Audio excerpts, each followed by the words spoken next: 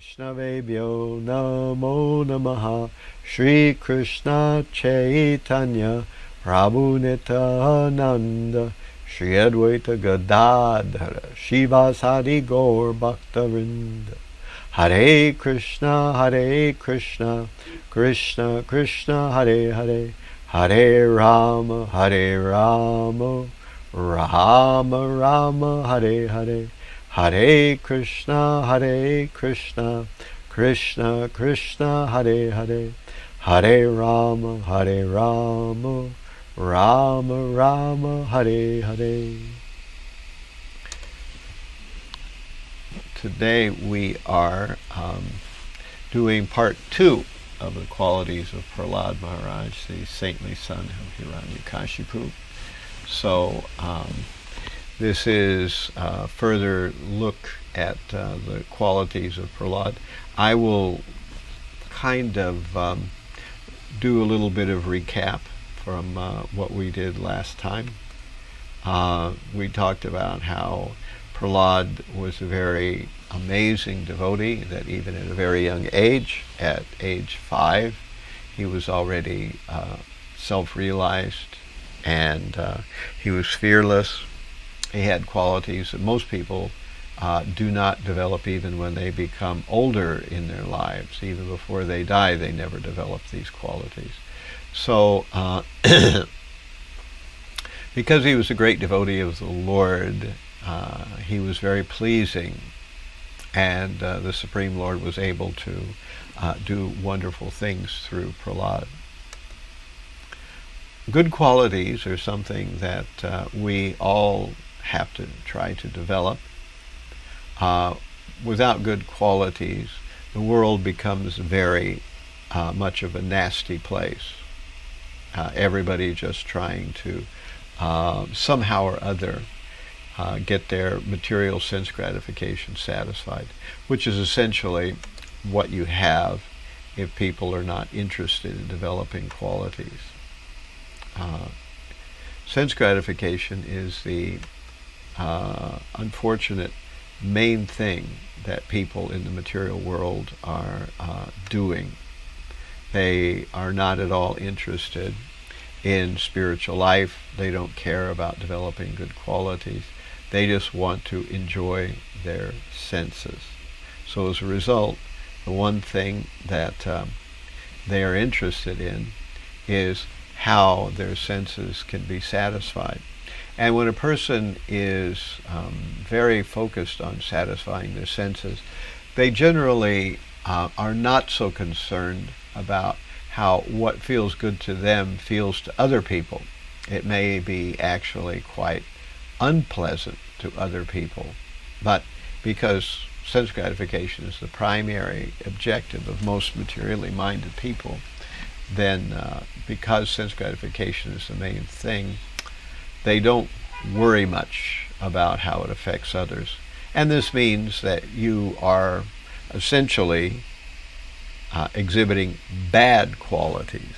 If you're interested in your own sense gratification and you don't care about how it affects other people, then people will see you and perceive you as having bad qualities, because you are greedy, you are inconsiderate, you are self-absorbed, you are egotistical, you take more than you need, and in this way people are disturbed by your presence. A devotee has all good qualities, whereas people who are non-devotees, they may have a good quality or two, but generally they have many bad qualities that have been a part of their thinking and acting. So a person who is a devotee of the Lord, he pleases the Lord, the Supreme Lord. The devotee, he pleases himself, he becomes happy. The devotee pleases those who are around him, and the devotee is in harmony with nature as well. He makes things work well in the material world. So these are all good qualities, and a person with good qualities has these qualities. And so we talked about this 2 weeks ago, that there are 26 qualities of a great devotee. We listed some of them here, and they are Kripalu, merciful; Akrita Droha, not defiant; Satyasara, strong in truth; Sama, equal; Nirdosha, faultless; Vadanya, magnanimous; Mridu, mild; Suchi, clean; Akinchana, without material possessions; Sarva Upakaraka, working for the welfare of others; Santa, peaceful; Krishna Eka Sharana, taking exclusive shelter of Krishna; Akam, desireless; Aniha, indifferent to material acquisitions; Sthira, fixed; Vijita Sada Gun, conquering all bad qualities like lust, anger, greed, illusion, madness, and envy; and Mita Bhuk, eating only as much as required; Apramata, without inebriation or sane; Manada, being respectful; Amani, without false prestige; Gambira, grave; Karuna, compassionate; Maitra, friendly; Kavi, poetic; Moni, silent; and Daksha, expert.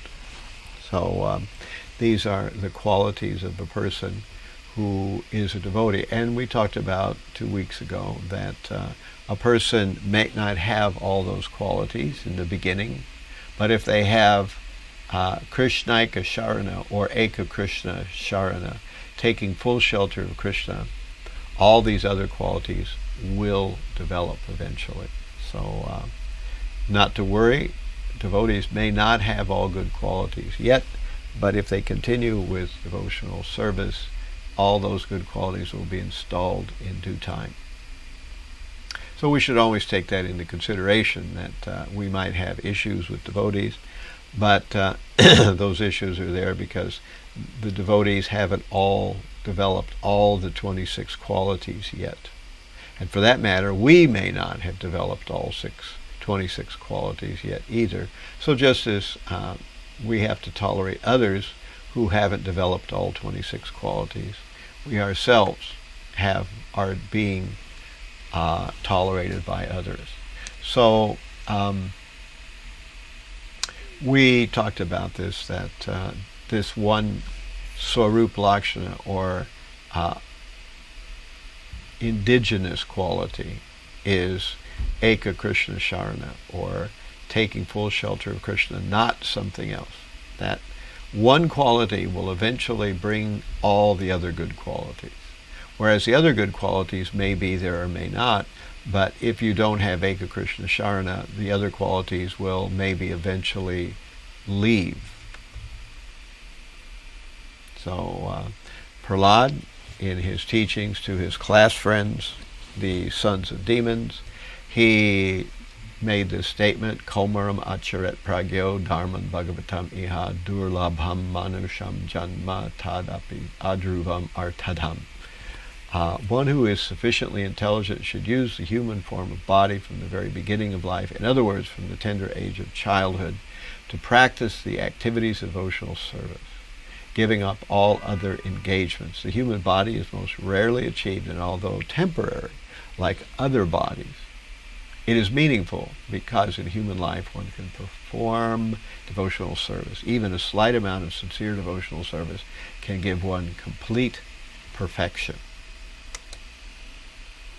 So then we came upon this verse, which is yes, yasti bhaktir bhagavati akinchana sarvaya gunas tatra samasate sarahara vabhaktasi kuto mahadgunan mano ritena sati dhavato bahi. All the demigods and their exalted qualities, such as religion, knowledge, and renunciation, become manifest in the body of one who has developed unalloyed devotion for the Supreme Personality of Godhead, Vasudeva. On the other hand, a person devoid of devotional service and engaged in material activities has no good qualities, even if he is adept at the practice of mystic yoga or the honest endeavor of maintaining his family and relatives, he must be driven by his own mental speculations and must engage in the service of the Lord's external energy. How can there be any good qualities in such a man? So we discussed 2 weeks ago that a person who is not a devotee may indeed have good qualities, but if we look at it long term, like life after life, their good qualities may change, because everything is ultimately dependent on sense gratification in a person's life who is not a devotee. So if everything is dependent on sense gratification, if push comes to shove, if we want something bad enough, we may compromise our good qualities, which is why it's hard to have faith in someone who is not a devotee, because at any time, because of the needs of material sense gratification, they may sell out and do whatever they feel is necessary to preserve their sense gratification. All right, so any feedback or questions from that much? This kind of, we've gone over a rehash of what we spoke about 2 weeks ago. Any questions about that? Questions? No, Maharaj. Okay. That's it. Okay. So,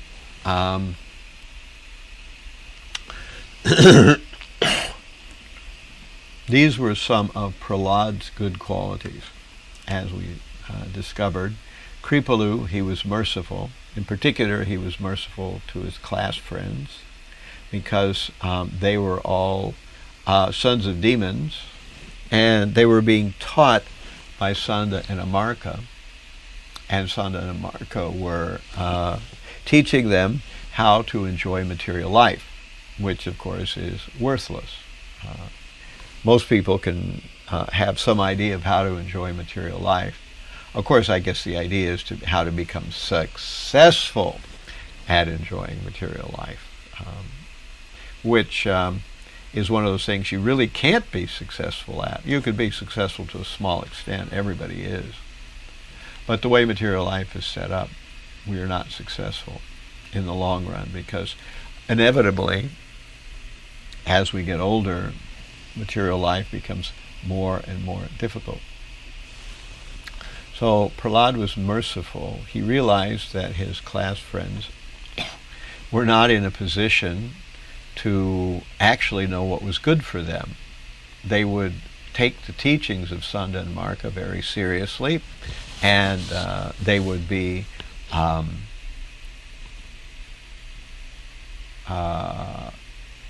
vouched, or they would be accredited by their adults, their parents and their teachers, as having done the correct thing. But in fact, they would just wind up making the same mistake that all materialists make, searching for happiness in the material world, which always seems to promise happiness but never delivers it. That's the thing about the material world. Happiness always seems to be just around the corner. It seems like very easy to achieve it, but somehow or other we never get any deep, long-term happiness. We always get some kind of provisional happiness. It's a little bit of happiness for a while. We're in the middle of some other situation where we can't quite enjoy the happiness that we have around us, and we're always afraid of losing what we have, that happiness that we have today. So a person who is merciful tries to help others to recognize this important idea and take up devotional service. So we talked about 2 weeks ago, Satyasara, thoroughly truthful. On 2 different occasions, Prahlad was asked by his father what was the best thing that he had learned from his teachers. Hiranyakashipu thought that Prahlad would simply say some kind of simple thing that he'd learned in class about the nature of material life. And instead, Prahlad said that one should not think in terms of friends and enemies, but rather one should go to the forest, and this very much angered his father. Prahlad could have said some kind of either mysterious thing where his father wouldn't know what he was talking about, or he could have said some kind of thing that he knew his father wanted to hear, but he didn't say either of those. Instead, he told his father the truth about material life, and of course that angered his father. But his father didn't take it too seriously. But his father was very angry at the teachers, thinking that they had taught Prahlad this, and the teachers had to defend themselves, saying that no, they never taught these kind of things to Prahlad. And then the second time that Hiranyakashipu took Prahlad on his lap, he again asked the same question, what is the best thing you've learned at school? And this time Prahlad answered that Shravanam, Kirtanam, Vishnu, Smaranam, Padasevanam, Archanam, Bandhanam, Dasyam, Sakyam, Atmini, Videnam. So that there are 9 processes of devotional service, and this is what Prabhupada said. I'm not what Prabhupada, but Prahlad said. Well, this is what Prahlad said to his father. And this time his father was so angry that he threw Prahlad off of his lap. And the teachers said, well, don't worry about it too much. He's just a young boy. What does he know? Eventually, by coming and being a part of our school, he will grow out of these crazy ideas that you hear him say now. So don't worry about it too much. And so Prahlad was put back in school by his father, Hiranyakashipu. And there he began to teach his friends more and more, so that they could understand the situation they were in. So this was one of the deep characteristics of Prahlad, was he was thoroughly truthful. He was equal. He wasn't a friend to his class friends, and he wasn't an enemy to Sanda Amarka. He wasn't even an enemy to his own father. And his own father wound up being an enemy to him. So he treated everybody with respect, although that did not mean that he accepted what his father said. He wasn't doing that, but he did appreciate his father, and he tried to do what was best for his father, which was to tell him about spiritual life. Of course, his father wasn't able to make any use of that, so that's unfortunate, the way that his father Hiranyakashipu was, because of his commitment to sense gratification, Hiranyakashipu could not be helped by Prahlad. So we also hear that Prahlad was nirdosha, faultless. Dosha is fault, and nirdosha is faultless. So when the demigods came, they found that Hiranyakashipu's wife was pregnant, and they wanted to kill the child in the womb, because they thought that surely this child of Hiranyakashipu was going to be another big demon, just like his father. But Narada Muni came and told the demigods that actually this child is faultless, that you can't kill him even if you want, because he's a great devotee. You don't want to kill him, and that he is not going to be like his father. And of course, the demigods, having heard this, they were no longer afraid of the child. And then Narada Muni took Hiranyakashipu's wife to his ashram, and there he explained Srimad Bhagavatam. And in this way, by hearing the Vedas, little Prahlad, in the womb still, heard Vedic knowledge, and he became purified. So, akinchana, without material possession. So, the nature of material life is that we become dependent on material possessions, and we falsely think that we own material possessions. This is a common way of thinking in the material world, and therefore we are very locked up in I, me, and mine. So This way of thinking makes us very lost. We become actually possessed by our possessions. They possess us rather than we possessing them. And so therefore, the devotee understands that everything is intended to be used in the service of the Supreme Lord.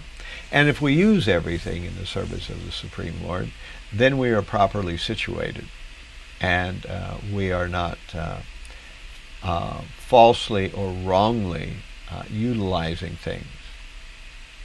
As we hear in Ishopanishad, that Ishavasha idam sarvam, I forget what the rest of the verse is, but the Ishopanishad explains that if one takes only what is his quota and not more, then one is rightly situated above possessiveness. Otherwise, if one takes more, then one is certainly a thief. Stena eva saha. So a person is considered a thief if they take more. And we hear that a person who uses things for Krishna is actually better than the person who avoids things because they don't know how to use them in Krishna's service. So we should not be attached to material things. We should not hoard material things. We should use things for Krishna. And we should also not falsely renounce material things that could be used for Krishna and instead use them for Krishna. So Prahlad didn't have a lot, although he was a prince. He was involved mostly in his school, and he was not very attached to his playthings, but rather he was teaching his classmates, and that was what was actually very important to him. And when Nrsingadev was appeared and killed Hiranyakashipu, Prahlad's father, then Nrsingadev at that point asked Prahlad what benediction he wanted. And Prahlad replied that, my dear Nrsingadev, you are the Supreme Personality of Godhead, and you know that I am from a demon family. So the possibility that I would be attracted to material things is very strong in me. So please don't tempt me by giving me material benedictions.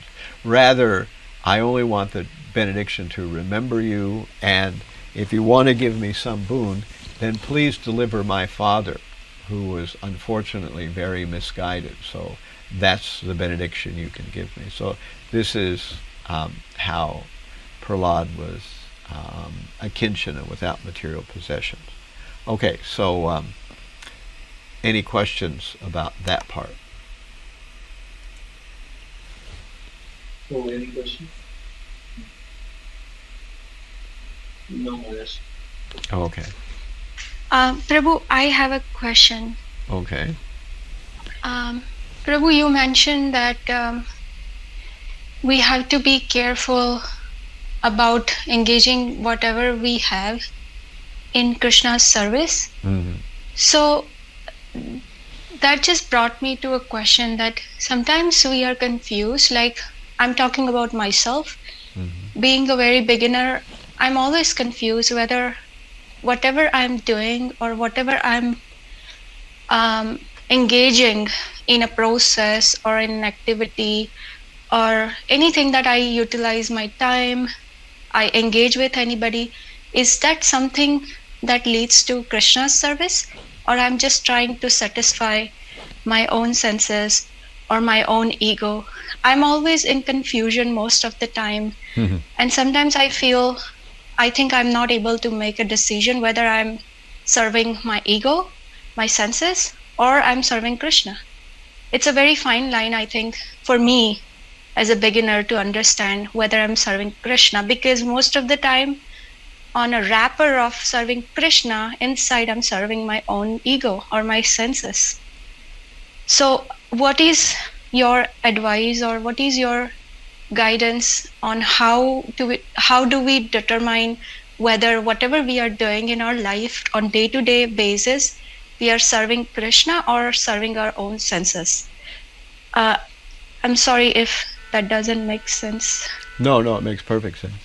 Okay. And that's okay. actually a very good question. It's a very central question to spiritual life because we want to know whether we are actually using things for Krishna. Now, how do we know? Well, there's a couple of indications.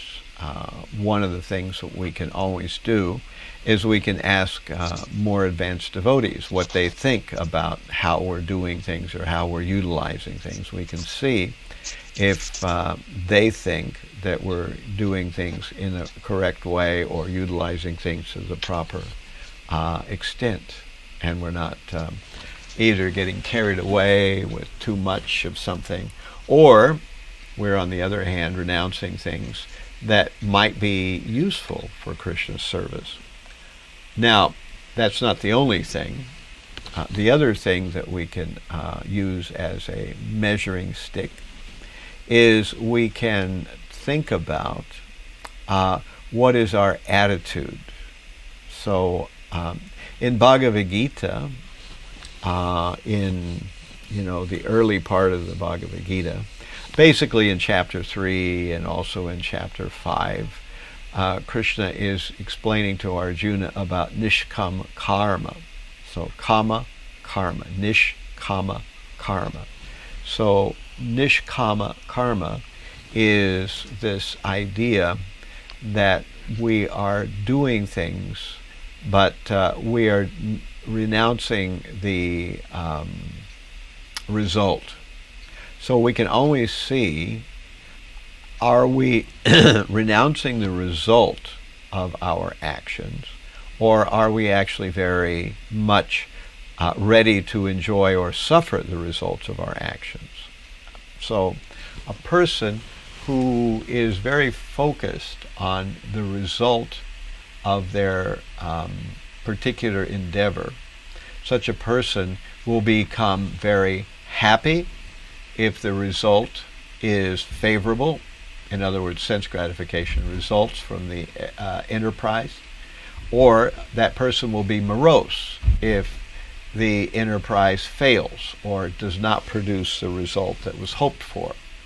So if a person has very much of an emotional reaction when things go well, a positive emotional reaction, and a very negative emotional reaction when things go poorly, then it's a good sign that there is material attachment there. Whereas if one is actually working for Krishna, we may sometimes have a favorable result, and we may sometimes be thwarted or frustrated. But this doesn't particularly bother us, because we know this is the nature of the material world. As Krishna said to the cowherd boys, whenever you're asking for some kind of charity, you may expect that sometimes you will be rewarded, and sometimes you will be actually rebuked. You won't get the charity that you're after. So that is the way of begging, as Krishna says in Krishna book. So that's another telltale sign that if you're very happy when things work out the way you want them to work out, and when they don't work out the way that you want them to work out, you're very morose and you think about giving up, that's a good indication that you're utilizing things in a way for your own sense gratification. So far we've mentioned two things. One of them is we mentioned the idea that one can ask a authoritative devotee what they think, get their opinion. Second thing is to judge by how we respond when utilizing things.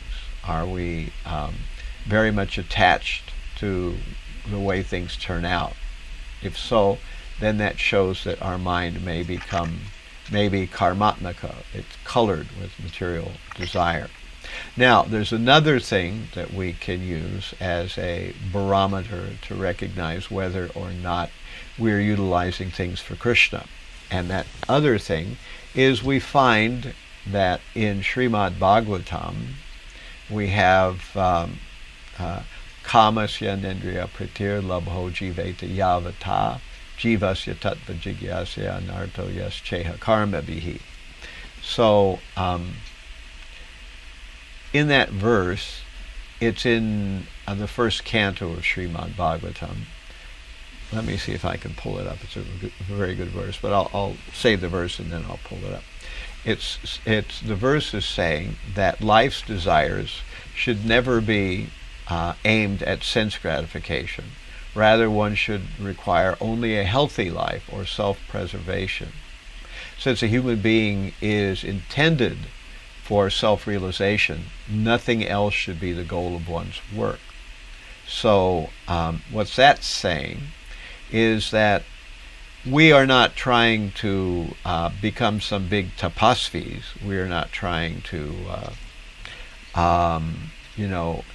live in a very austere, painful, deprived circumstance. But we're not going the other way either. We're not trying to hoard and create an environment where everything is pampered, all of our material whims and even slight indications or desires or preferences are all nicely provided for. So rather, we should not live in a way where we are, suffering, but in the same token, we take just what is necessary, as the verse says, for just enough to keep body and soul together, but not to pamper our sense gratification. So I'll pull that verse up. Give me a second here, and we'll take a look at it.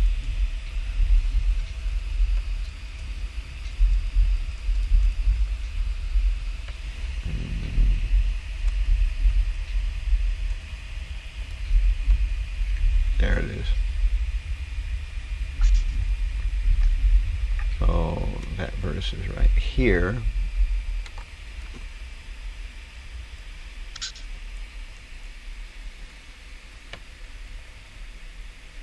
And bookmark it here.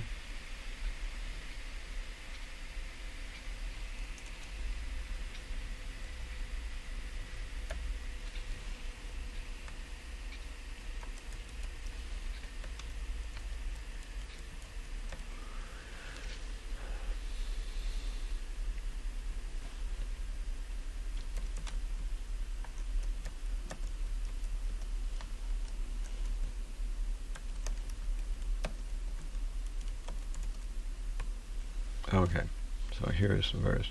Kamasya nendriya pratir labho jiveta yavata jivasya tattva jigyasa narto yas cheha karma bihi. Life's desire should never be directed towards sense gratification. One should desire only a healthy life or self-preservation. Since a human being is meant for inquiry about the absolute truth, nothing else should be the goal of one's work. So, key things to keep in mind here. We should desire a healthy life. We shouldn't live a deprived life where we're not healthy. Nor should we live a life where we're constantly in danger because we are not doing simple things that we could keep ourselves safe as a result of. But we should not be pampering our tendency toward material sense gratification, which is something that we all have, is a tendency for sense gratification. So those three things, I would say, are the key way to stay on the right course. You can ask someone you trust who seems to understand spiritual life. B, or the second method, is that we notice whether we are riding the waves of happiness and distress as a result of some activity we're engaged in. If we are, then we know we have slipped into material desire about it. And the third thing is that we are gauging to see if we are just meeting the basic necessities but not trying to push our tendency to enjoy further and further. Does that make sense? Is that reasonable?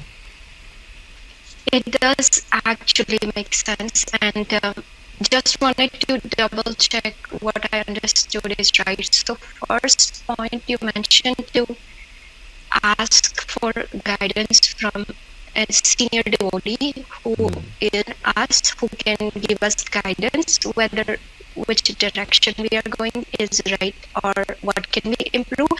But the second and third point, we have to analyze ourselves. So we have to be keeping an eye on how our responses are and whether or not we are satisfied with the basic necessity to keep our body going in Krishna's service rather than providing more and more facilities and pampering the body and our needs and our senses. Yeah. Now your audio... Did I understand it right, Maharaj? Yeah, but your audio is now blipping out, so I'm trying to figure out whether...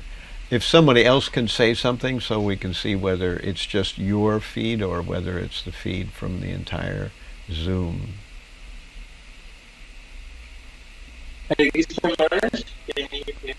Oh, it's the same. You've got the same problem. There's this kind of intermittent dropout every half a second. But I'm able to hear you. Yeah. Properly. Right. But what will happen is the recording then will be messed up. Cope with it. All right. So someone was asking me a question, right? Priyanka was asking me a question when the audio went bad. Yes, Maharaj. I was asking question. How about now? Yeah, now the audio is great. The audio is Okay. So I think my question was when you mentioned Prahlada Maharaj was Sarva Upakarak, because he was thinking about everybody's welfare, because he was offering bhakti to his classmates. Mm-hmm. So does that mean that the supreme welfare is only when you offer a soul to join in bhakti, but not when you help them out with food, the clothes, the medicine? Because when we see as a beginner in bhakti, we see that there is a lot of poverty, especially if we say about India, a lot of old people who are helpless, no family back, like help, support. A lot of children are in poverty, they don't have enough food to survive. So helping them with food and shelter is not considered a welfare. Rather, only engaging them in bhakti is the supreme welfare. Like, can you help us to understand this concept? Because I think everybody in like most of us would have this confusion. Not everybody, I would say, including me. Does that make sense? Yeah. No, it's another very good question. The issue is, of course, that the material world has all kinds of problems. And, if you look at a newspaper, you look at the internet or whatever it is, there's one problem, another problem, thousands of problems. But if we wanted to boil it all down, what is the ultimate problem? And the ultimate problem is that people have dirty hearts. That's the ultimate problem. And so what does it mean to have a dirty heart? It means that you are selfishly focused on your own material desires. And because you are selfishly focused on your material desires, you will cause others to suffer. You will harm the environment, and a number of bad effects like that. You will cause others to suffer. You will harm the environment. You won't be easy to get along with, and you will create all kinds of havoc on the earth. And so if we can solve that one problem, we've solved all the problems. And if we haven't solved that one problem, we're just chasing symptoms. So in other words, in medicine, if you want to cure a disease, you have to understand the disease and you have to cure it. You can't just give palliative measures to allay the various symptoms. You know, a person may have a fever, they may have some kind of, breakout of skin eruptions on their body. They may be experiencing pain in their muscles or in their joints. So it's not enough just to get the pain to go away. We can give somebody some tranquilizer or something like that, and their pain goes away, but we haven't fixed the disease. So again, back to the same thing, that para upakaraka, there is the highest welfare work, which, what is that highest welfare work? Is to give people Krishna consciousness. So when we have put somebody's foot on the path of Krishna consciousness, their entire life has changed. It's not changed in a minor way, it's changed in the most significant way possible. And that change will be there for the rest of their lives if they've actually started the process of Krishna consciousness. So such a change will mean eventually that person will give up the very reason why they're suffering now. The reason people are suffering now is because they're experiencing the negative reactions that come from all the sins that they've committed. So they've committed sins, and these negative reactions are coming back on them. And as a result of these negative reactions coming back on them, they're suffering. So you can try to get rid of this suffering or that suffering. You can try to get rid of this difficulty or that difficulty. You can try to make this less awkward. You can try to make this more equal. There's so many things you can try to fix in the world. But if you fix one thing, and that one thing is you fix the dirty heart of somebody, or they're in the process of cleaning that heart up, then their life is forever better. And there's a good chance that they will help somebody else to clean up their heart as well. So that's why it's called para upakaraka. So if we give somebody food, then that means that they don't suffer today, but then they'll need food again tomorrow. If we give somebody clothing, well, that clothing's not going to last forever. They'll need more clothing. If we give somebody a place to stay, we can ask the question, why don't they have a place to stay now?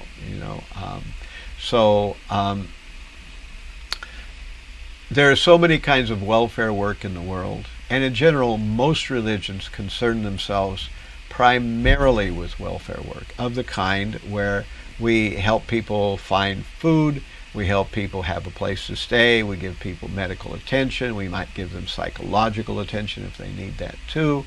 We help people with grieving, we help people with various kinds of problems in the world. But because we are not fixing the main problem, we are just chasing symptoms.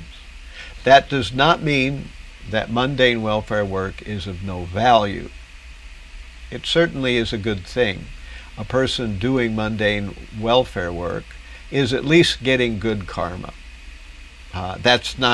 We're not very much interested in getting good karma, but at least the person is getting good karma as opposed to bad karma by doing welfare work.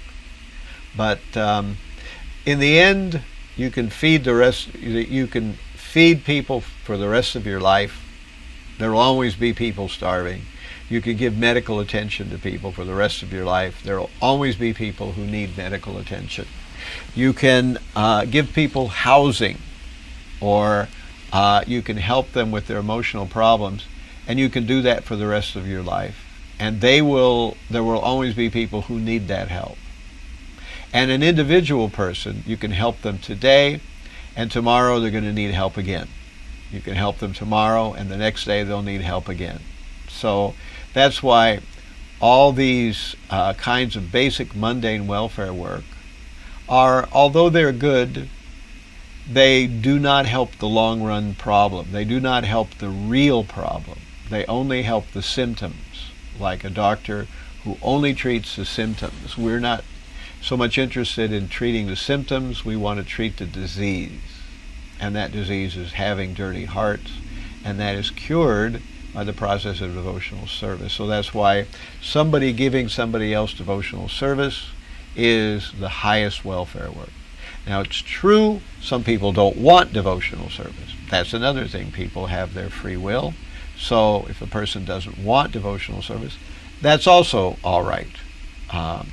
We've done the best thing we could do for them, and now it's time to find somebody else, because that person is not making any benefit from the help we tried to give them. So we've looked to somebody else, and that person who has now given up the opportunity for Krishna consciousness will continue to suffer as a result of their own bad activities. So you can't force someone to take up spiritual life. And if a person cannot or will not listen or be interested in spiritual life, then we can do, and we sometimes do various welfare work, so that people will be involved with that welfare work and come across devotees, and their attitude towards hearing the process of Krishna consciousness will gradually soften. And as it does, then they may be able to take the message now. So that's how I would respond to your question. Does that answer your question? It does, 100%. And I really like that analogy when you mentioned disease and symptoms. That's a wonderful example to remember this forever. And I will for sure remember this concept forever. I'm not sure about other devotees, but myself, I got a very good explanation today from you. I had some other explanation from different devotees before, but today it was 100% clear.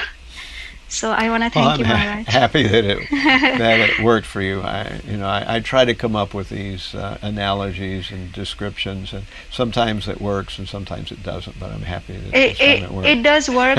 It does work better. It does work better with analogy, because that's how you remember it for a longer period. Because philosophical explanation does make sense at that time, but then over the period of time, we don't do revision, we don't do recontemplation on that, we don't keep reading books, so it somehow disappear. But this analogy or example stays there. For me personally, I remember anything with example much more better. Okay, so good. Thank you, Maharaj. Good. Thank you for the encouragement. All right. Any other questions before I get into the next little section that I wanted to talk about?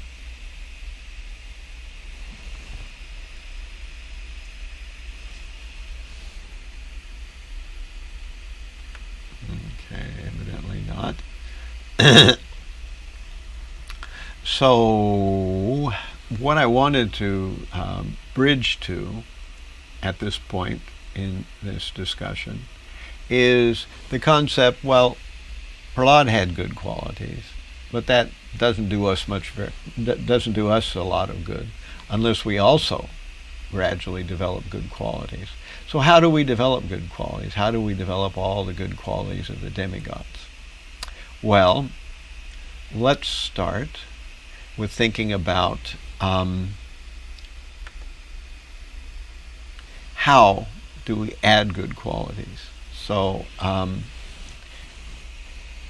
this is something that we know if you just continue to engage in devotional service, you will, by degrees, gradually develop all good qualities.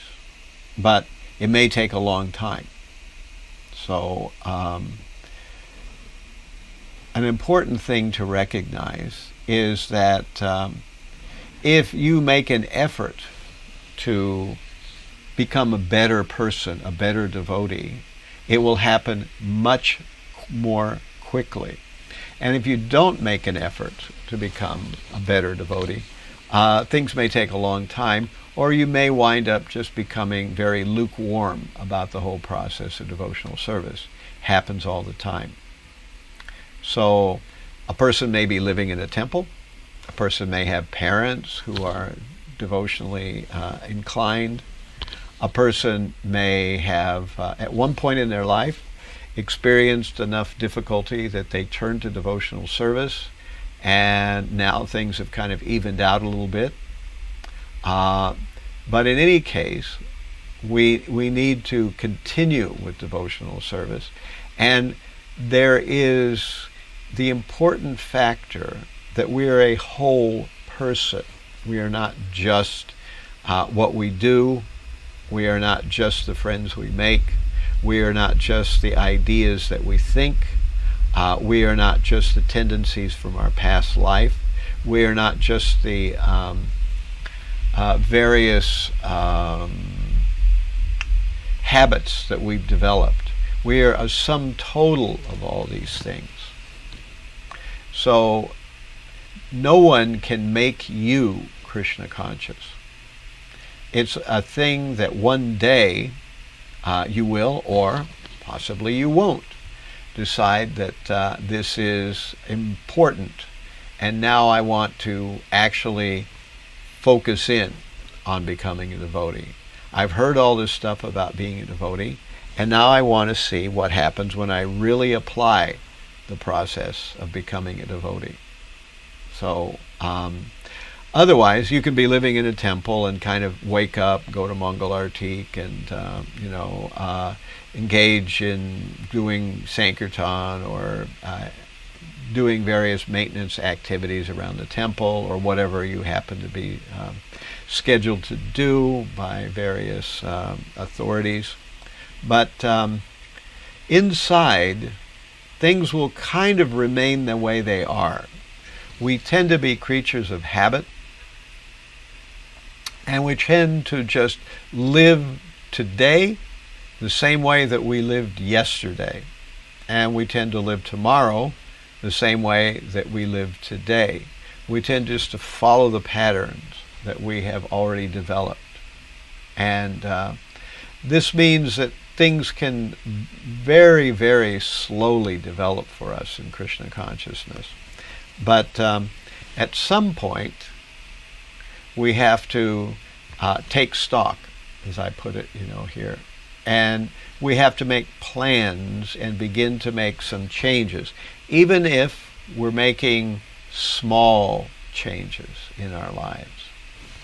And if we make small changes, there's a good chance that we'll eventually be able to get the focus and the inspiration to make bigger changes. So to make changes, we have all these things to consider. The social environment that we're in, our own mind, what our desires are, and the cost of making these changes. And I don't mean by cost just the amount in dollar bills that's involved, although sometimes making changes does cost some actual Lakshmi in some way, shape, or form. But I mean the overall effort that it will take to make a change. Any change will mean that we will have to go against something that we are used to going the other direction on. There's no such thing as making a change by following what we've always been doing. If we just follow our previous patterns, we won't change. We'll remain more or less the same, because that's exactly what devotional service is all about, is changing our deepest patterns, our deepest habits. And those habits may be mental or they may be physical, but we have to change them. So I'm going to do a little overview here, then I'm going to talk about some more things, and then we'll get into some back and forth here. So to become a new you, you have to take inventory. You have to think about, well, this is the way I do this. This is the way I think about that. How does that stack up against devotional service, against Scripture? Is it the same? Is it different? Is it getting there? Am I not really sure whether I'm getting there? Am I confused about what's the right thing to do? So first of all, you have to take inventory. Then you have to pray to Krishna to give you some help to make changes, because making real important changes is never going to be easy. So you're going to need Krishna's help. Then you have to do some planning because if you don't do some planning, then when you try to make a change, you won't be able to tell whether you're making any progress or not. And you may be just, thwarted by simple, ridiculous circumstantial situations. You decide that you're going to wake up earlier or whatever it is, and then you try to do it a couple of days, and there's some construction work going on outside, and they make noise in the early part of the day or something like that, and it throws your whole thing off, and you just give up. So you have to make some plan, and then you have to try to really do sadhana very well. If you do your japa and you do your other aspects of sadhana, you will have strength, you will have resilience, and you'll be able to make significant changes in your internal character. And of course, if we're going to make some changes, we have to do some checking back, follow-up. Did these changes actually stick or not? Were they good or not? If they failed, why did they fail? Is there something else I can do? And this sometimes requires that we actually write things down. We sort of take either a diary or some kind of log book of how things are going, whether we're making progress or not, and what that progress is like, and what kind of obstacles we ran up against. And of course, in a minute I'll talk about occupation, which is probably the biggest issue for most people. And it'll be the biggest factor that will either increase your Krishna consciousness or make it impossible. So that's what I'm trying to get across. Now, I've noticed that in general there's a lot of ISKCON types, and these are not necessarily, some of them are better than others, and these are the ones that I've seen. So if you look around at temples, you'll usually see these kinds of persons that are associated with the temple. And some of them have kind of funny names, and anyone engaged in any kind of Krishna consciousness deserves respect and deserves some help and charity in some cases. But we see people who are part of a temple that I call the no-see worker bees, the people who come once in a while, usually on Janmashtami and Gaur Purnim, and maybe they're there for Rath Yatra.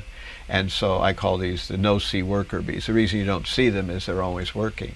Their career that they chose was so absorbing that they really don't have much time to give to Krishna. We have career ISKCON people. We have people who will actually go to work for ISKCON, that have some kind of expertise in some, say for instance a lawyer, or you're an accountant or something like that, or maybe you've learned IT, or maybe you've learned how to do marketing. So you wind up being actually hired by ISKCON to work. So you'll be working among devotees, you'll be doing something that you learned in school, and this is career ISKCON. Of course, a couple of the most common roles in ISKCON devotional fabric are the cook and the pujari role. There's lots of times people are cooks, or we certainly need a pujari staff. So some people give their whole lives to being a pujari or a cook. And then we have you see them all the time, the nectar bearers, or what I call the tirtha travel agents, the people who, whenever there is some big festival or something coming up, they're, on the next flight, and they're there, and then they're ready to tell you about it, or they give you photos of it on YouTube or Facebook or whatever it is. This is a kind of devotional activity that you're attending various functions, and you're engaged in going to tirthas, and you're certainly getting purified by it. And then there are those devotees who will wind up becoming management material. They'll wind up becoming a temple president, a temple commander, someone who is organizing some aspect of Krishna consciousness. Possibly on a much larger level, you'll be a manager of other managers. Then, of course, we have people who will be your ISKCON lost cause, the person who just can't quite get it together. Usually this is because of having issues with substances, getting tangled up in using drugs or alcohol or other kinds of things. Then we have the congregational person, the person who comes, and maybe they come every week, but they show up, kind of around prasadam time, and maybe they're there for a bit of the class, or they take part in the kirtan, and that's kind of their whole connection with Krishna consciousness. Then you have devotees who are the saving, helping hand at large, the devotees who just do whatever is necessary whenever. They're always there. Whenever there is somebody didn't show up for cooking, or they need a hand for making flower garlands, or they need somebody to carry stuff onto the truck, or they need to unload the books, or set up the Rath Yatra, whatever it is. There's devotees like that. There's devotees who become preachers. They learn how to minister to other devotees, or maybe to outside people, and they work with trying to keep people focused in. There are those who kind of go into a career of book distribution, although usually that doesn't last forever. That's one of those ISKCON sort of types, or ISKCON careers, that winds up usually turning into something else at some point. Then there are those devotees who are media moguls. They know how to work the internet. They know how to get people interested in things. They know how to do marketing, so they get involved in media. Then there are those kind of people that, faithfully, whenever they show up with a bag of rice and a big tin of canola oil, and they put it on the altar, right next to the altar, and that's their contribution. We have the agent provocateurs, those people who are always into something that is controversial. Is it the flat Earth? Are they pushing the Gaudiya Mat? Are they pushing the Ritvik philosophy? Are they pushing some kind of alternative Krishna consciousness? Are they just against the management? So there are these kind of devotees. You have devotees who just become sort of devotee construction workers. They're always helping building something, but that's their total focus in Krishna consciousness. You have the kirtan foreigner, the devotee who is always somewhere doing kirtan in some other country, and they travel around a lot. This is also one that doesn't go on forever, because at some point person has to settle down somewhere. But it can go on for a long time. And again, there's some of these things have some positive and some negative aspects to them, but these are various ISKCON types. We have the official mega ISKCON something or another, the sannyasi, the guru, the GBC, etc., etc.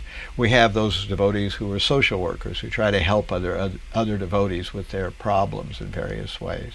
Then we have those who are donor controllers, those who give some money and they want to control something as a result of the money they've given. So they're always kind of there, and they're giving some money, but at the same time they expect to have some control. And you have those who are auto mechanics or educators or ISKCON IT. So these are kind of roles. Some of them are a little funny, but this is kind of an inventory of various kinds of futures. Now, probably your future is somewhere on this list, and my future is somewhere on this list. And the issue is, how serious do you want to be about Krishna consciousness? And if you want to be serious, then you have to think about what we were just talking about. about the, making various plans and commitments or making various changes so that you can develop good qualities like Prahlad had. All right, so now I'm going to hear some feedback from you all about what I've just now said. What's your response to these?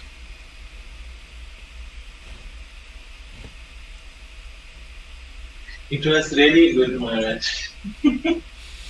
That's nice.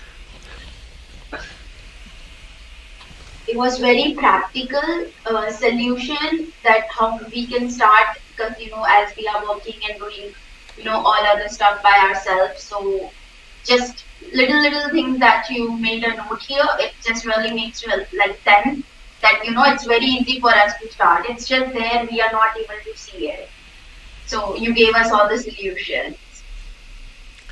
Well, what I'm trying to get to here is that there are some people who will at some time decide, all right, I've been in this Krishna consciousness for a while.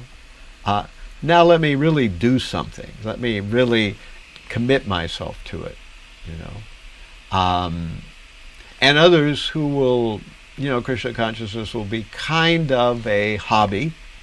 It's something that is a part of their lives, and they're connected or committed to Krishna consciousness, but only a certain amount. And they see it kind of the way most people see most religions. If you look the world over, you'll see Christians and Muslims and Jews and Buddhists or whatever you want to mention, whatever religious denomination or major tradition you want to look at. You'll find most people feel that if they show up once a week, and if somebody comes by with a census, and the census, they ask them, what faith do you have, and they'll tick a particular box, then they consider that's kind of their bit for religion, But this is kind of a very shallow connection with religion. For a person to really go further, we have to think about what it would take to go deeper. And that, of course, as I was saying a minute ago, it has a cost. And probably the biggest cost is this number 7, occupation. That the kind of occupation, and everyone basically needs an occupation of some kind. So some way or another, you will have to make your way in the world, unless, of course, your family is very rich and you don't really have to worry about it. Money will just come to you, but there's not many people in that category. So it's easy to follow the everyday society educational ladder in our Western culture, which means that a person is forced to go to school when they're kindergarten age, and then they go through age 12, then suddenly they are ready for college. Some decide to go further on to college, some don't. But those who do go further to college, then they decide, well, what am I going to be? I'm going to be a doctor, a lawyer, a web designer. I'm going to be a scientist of some kind. I'm going to be an educator, whatever it is. And then we decide on that idea, and then we take the classes, and then once we get the diploma, then we look for a job in that particular occupation. But bear in mind that the way the material world works is that it sucks you in to an occupation and then demands more and more time from that occupation. And if you're willing to give it more and more time, you will make progress in that particular occupation.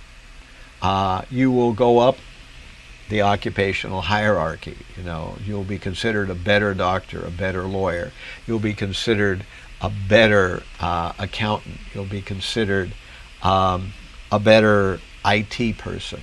However, what will happen is that you will discover there's no time for devotional life.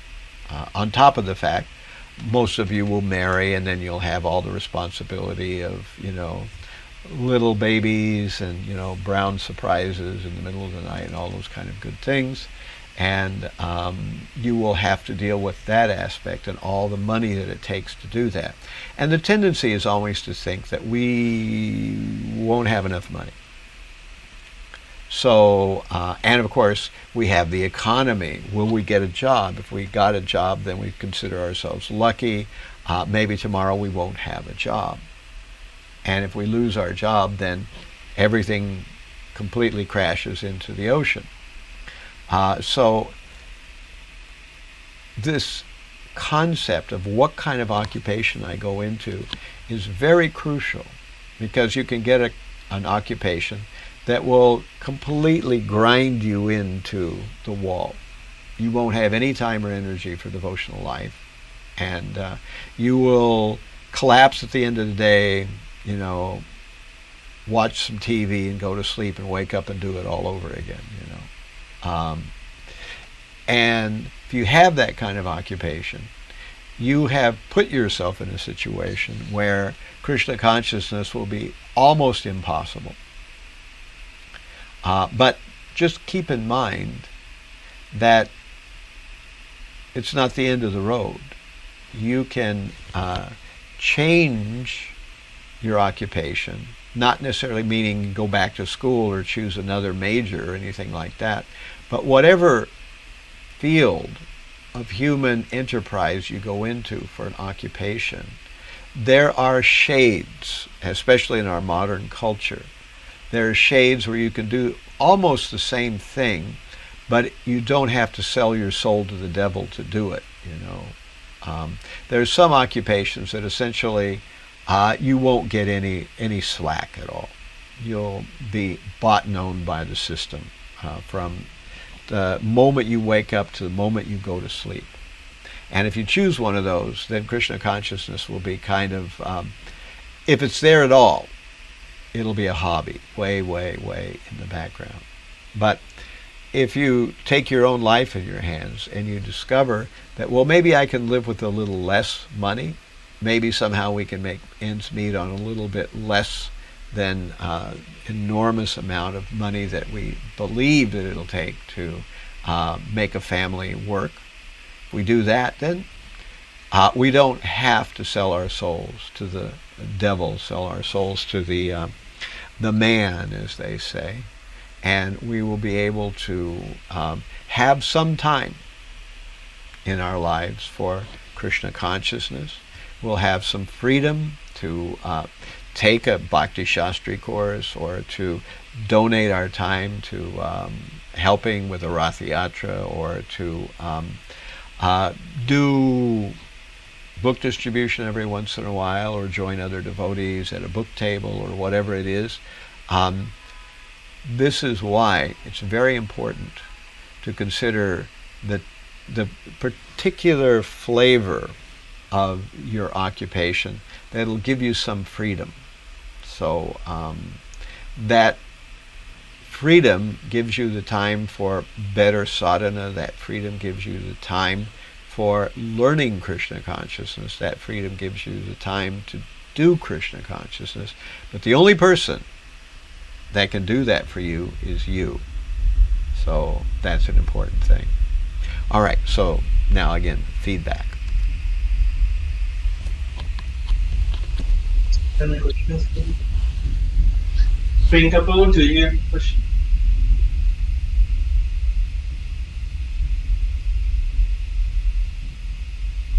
I don't have a question, Prabhu, but certainly a feedback. Okay. That the way that Prabhu you explained different types in ISKCON devotees, and how we all can choose our career, because most of us are in that phase that we are planning to choose our career, or in a short term, most of us might go into the marriage life. So that's a good explanation that you gave. It was kind of a direction that will help all of us to determine what our goal is in life, and if we want to invest our time in Krishna consciousness, then how we can work around with our career and our family life, etc., etc. So I never imagined, or I never expected that this topic will be covered in Qualities of Prahlada Maharaj class. So I'm happy that this came up and we all got a chance to understand and clear our concepts on this. Thank you, Maharaj. Well, another thing I might say is just recently I've learned that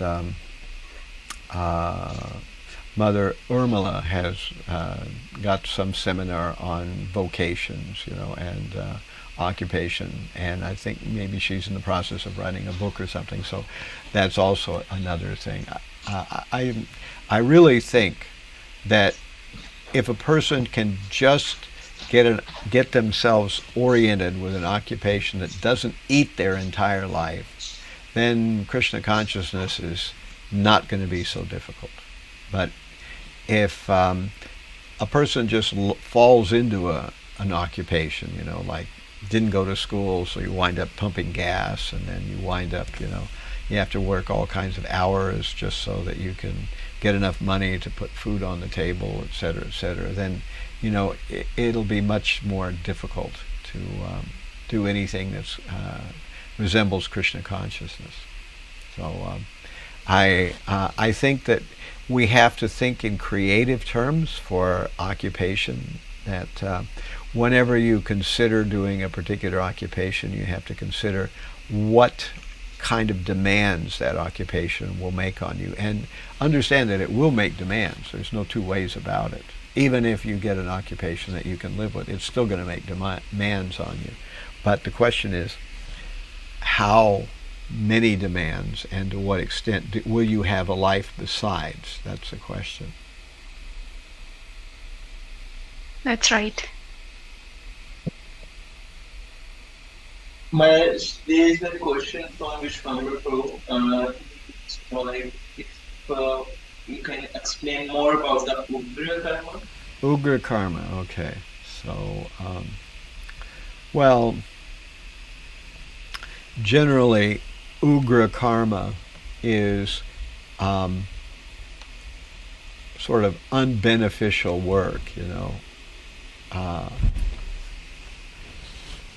in our whole world is based on, in one sense, Ugra karma, our modern world. We have, as Prabhupada puts it, various factories and industry, and these industries, they deplete the earth, they cause people to work in very unpleasant circumstances, and finally they give us things we don't need, that cause pollution and all kinds of problems. Our world has really become much more pushed by an industrial outlook.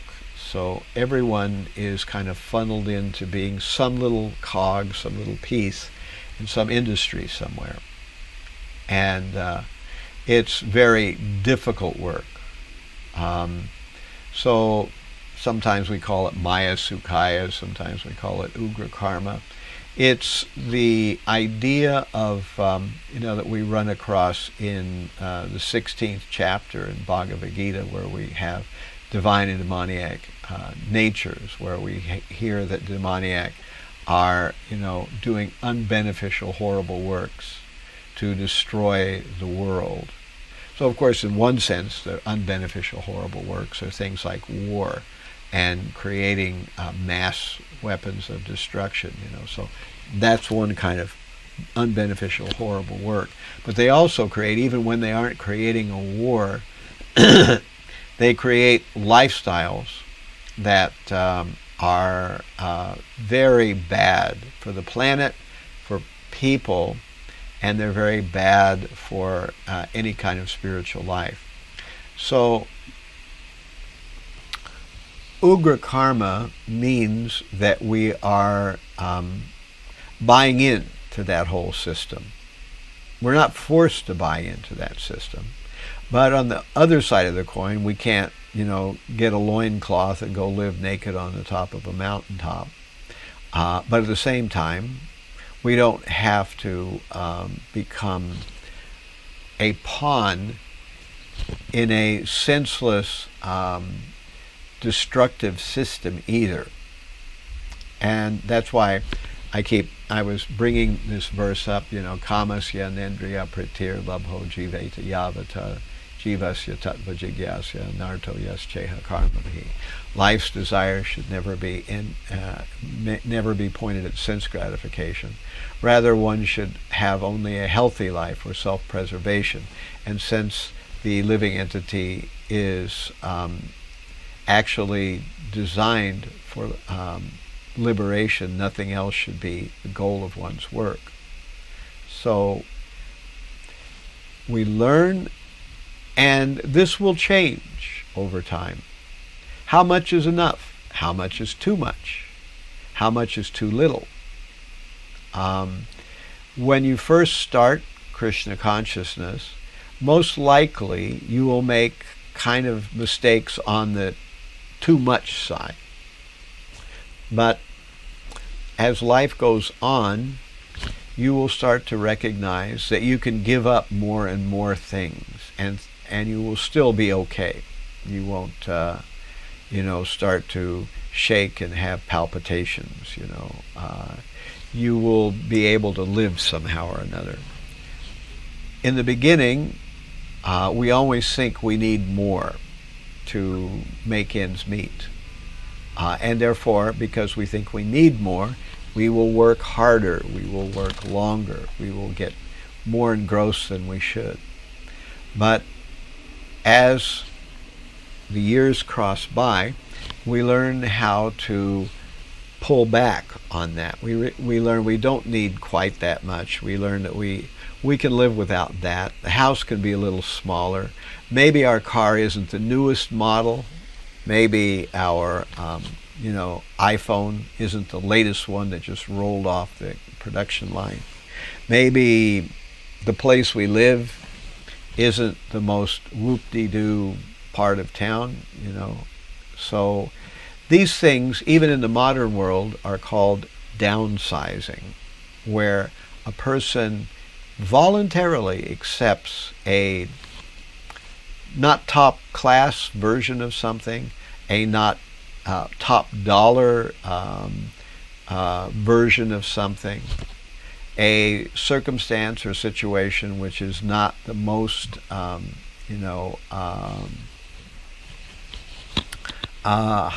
blue ribbon.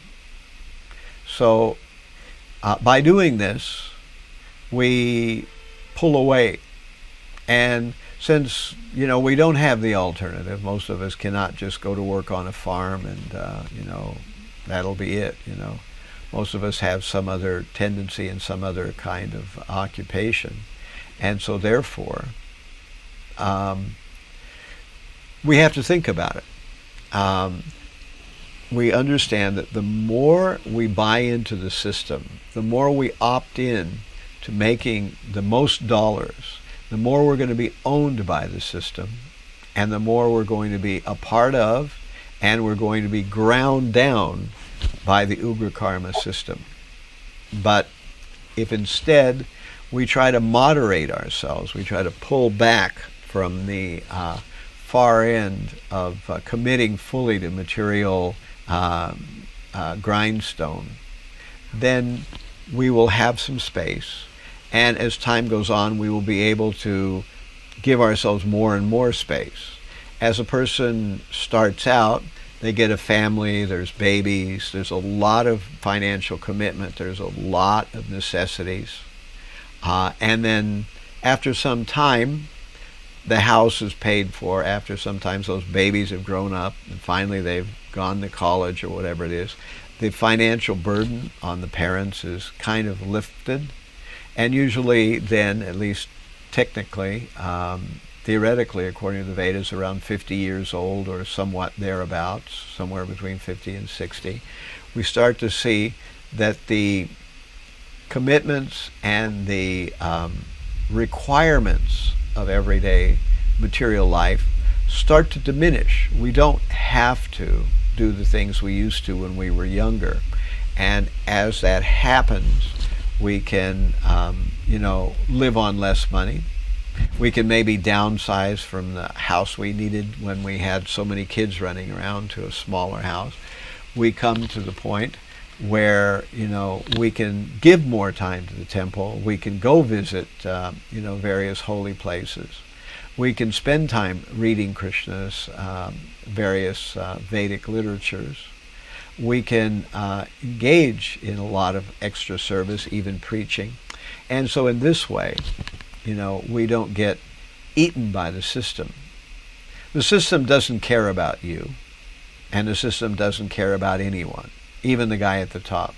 The system's eating everybody, just as much as he's eating the workers in the factory. He's eating the managers, and he's eating the boss. The system is just designed so that people will work very hard like asses. And when they work very hard like asses, they have very little time to think about anything or to do anything very pleasurable. So they have to get very quick and usually awful, horrible kinds of pleasure. They usually overeat, they just watch TV, or they get involved in extreme sex, or they get involved in extreme kinds of intoxication. And that's how people cope with it. So in the world, we see that people are being ground down like some kind of grindstone by the system, which is what's called Ugra Karma or Maya Sukhaya. All these things we don't need, the newest iPhone that comes out every few months, or the newest car that comes out every year, or all these kind of things, which all are very expensive.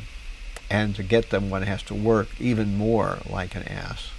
And because of all this work, we just have a few scraps of time. A lot of people who really sell themselves into the system don't realize that even when they get the extra money, there's no time to enjoy anything because they're working all the time. They're putting in, more than the 40-hour work week. They're putting 50 or 60 hours in a week. They're working some on Saturdays, some on Sundays. That's quite common these days. And so there's no day that they get to themselves. And because there's no day they get to themselves, every day is kind of like, oh, I got to get up, I got to be somewhere, okay, I'm somewhere, now I'm doing something. Oh, now it's finally over, now I'm tired like anything. I drink some coffee, and I collapse on a couch, I watch some TV, I conk out, then next day we do it again. And that is the way it goes from day after day until the end of our life comes, so that's why that system doesn't care about anybody. That system is just the material nature eating people's lives. And why do people do it? Because they think, maybe I won't have a job if I quit. Maybe if I don't have a job, I'll be out on the street in a few days. They think that if I don't have X amount of income, if I don't have, three-figure income throughout the year, I'll be in serious trouble. There are all these fears, but these fears are only material fears. So that's the system of Ugra Karma. We do have to do something to earn a living, but we have to make a mental effort to discover how can we do this without having our whole lives sucked into the wood chipper of material existence.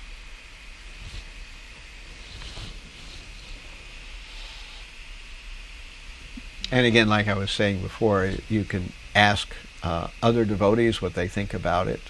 You can see how much attached you are to whether your salary changes or not. If you're really attached, then that means you're pretty bought into the system. And finally, you can see, whether,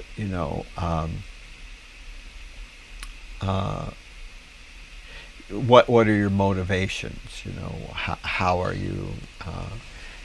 How much of what you have are you giving? Are you able to have some money left over? Are you able to have some time left over to give to Krishna? If you are, then that means at least you're partially successful. If you aren't, then that means you've really become owned by the system. But you weren't the first one. Mostly everybody gets owned by the system. But the valiant battle is to fight your way back out from the chains of being owned by a system that doesn't do anybody any good, a system that's just grinding people down into some kind of fine powder.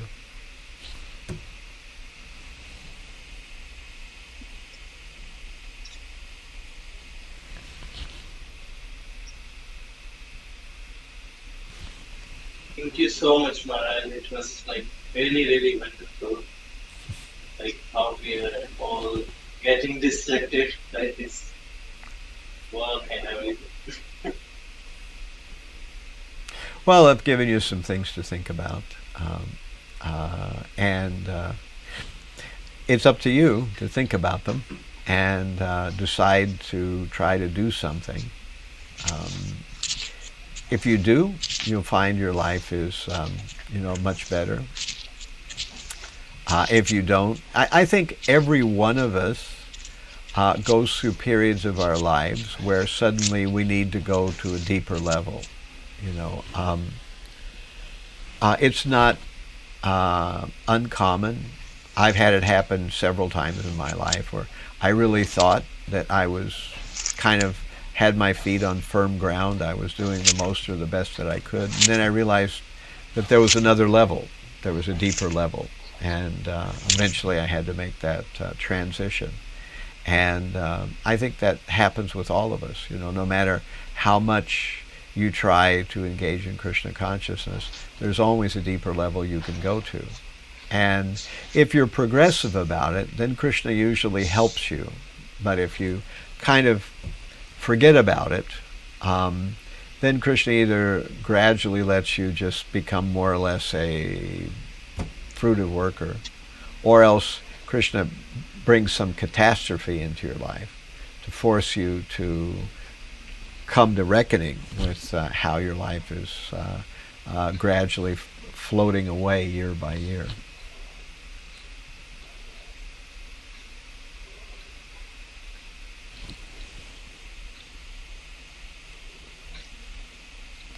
So that's why Prahlada says, Komara pragyo,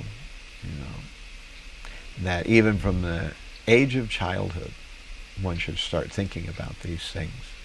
And as he says, that we waste so many days sleeping, we waste so much time as children playing, we waste so much time in family life trying to set up a family, and then we waste so much time at the end of our lives coping with the fact that our bodies don't work anymore. So where is the time for Krishna consciousness? The answer is all of those times. If you just try to put Krishna into your life, push Krishna in there a little bit, then gradually expand it a little bit more, you will be progressive, and the spiritual progress will be there automatically. But no one else can do it for you. You have to do it yourself. You have to decide that, this is what I really need to do. This is what I have to do. This is how I will do it. Maybe I won't be successful right away, but if I keep at it, eventually I will be successful.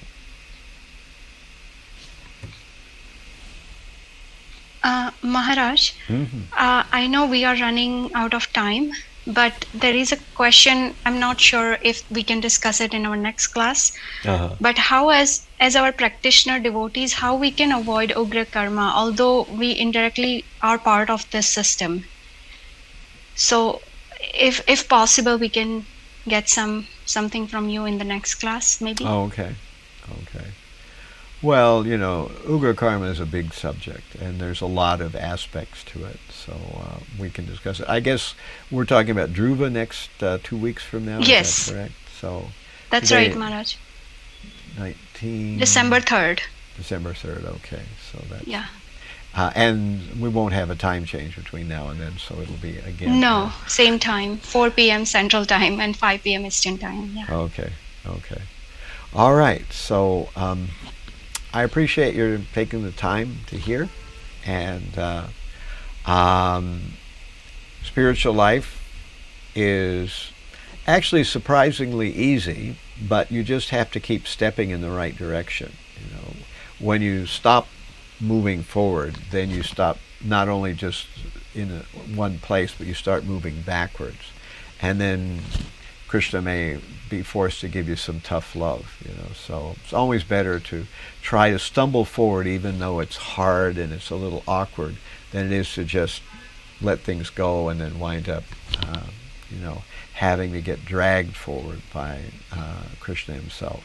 So thank you all very much, and we'll see you all on December 3rd when we come around. Thank you so much, Aya, for giving a wonderful association. Okay. Thank you so much, man. Thank All you. right. Hare Krishna. Hare Krishna. All glories to Srila Prabhupada. All glories to the Vaishnavas. Srila Prabhupada ki jai. Yeah. Remember of sin. Hare Krishna.